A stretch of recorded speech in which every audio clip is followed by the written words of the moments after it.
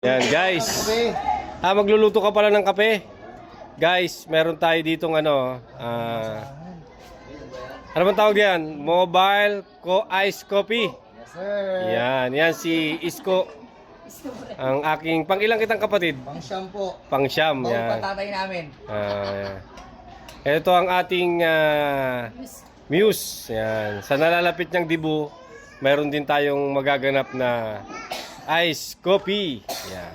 Yes, sir. Hintayin natin makaluto ha. Yan. Anong preparation niyang ginagawa natin ngayon? Dahil wala tayong espresso machine, some of baristas o yung mga nagpa-pop up coffee, gumagamit talaga sila ng mocha pot. Mocha pot. So dito binubrew yung coffee grounds natin. Yun. So sa mga gusto mag-business tas wala pang masyadong malaking pera, yes, I recommend this one na mocha pot. So sa mga, I think itong maliit na to, nasa 100 plus lang. So makakabuo kayo ng coffee shop nyo sa murang halaga. Yan. Ayan, so na-brew na natin or nag-evaporate na yung mocha pot natin. 20 minutes na lang, okay na siya. So hintayin na lang natin maubos yung tubig sa atin na kailangan. Astig naman ang ating barista. Sir. Pakilala ka. So ako po lang si Mang Kiko, ang inyong barista ngayong araw. Paano ka naman nila makukontak? So, you can message me sa personal Facebook ko, Kiko Tikman Aquino. Yung profile picture ko doon, me and my daughter. Number, ayaw mo ibigay? Mahirap na eh. Messenger na lang po.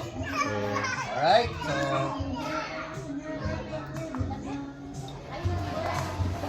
Yan na guys. Malapit na. Makatikim kami ng aking pamangkin ng coffee ng kanyang tito. Yan. Anong matatawag natin sa coffee na yan?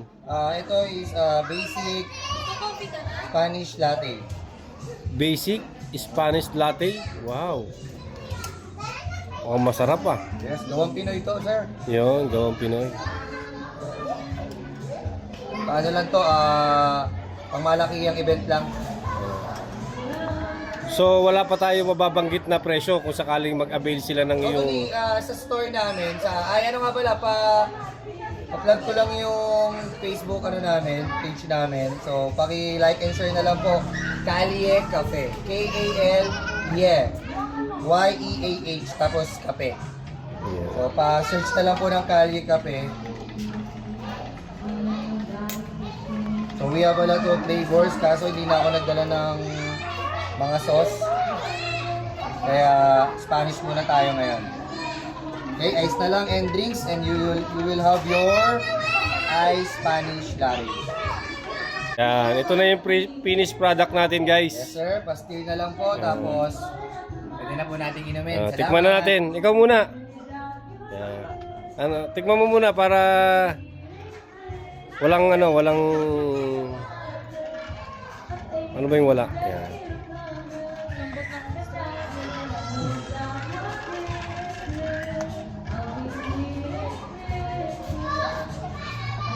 Masarap? Masarap daw. Ito naman yung sa atin guys. Siyempre. Medyo matamis lang.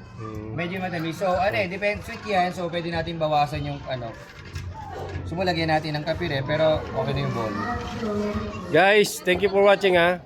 Titikim muna tayo ng kape.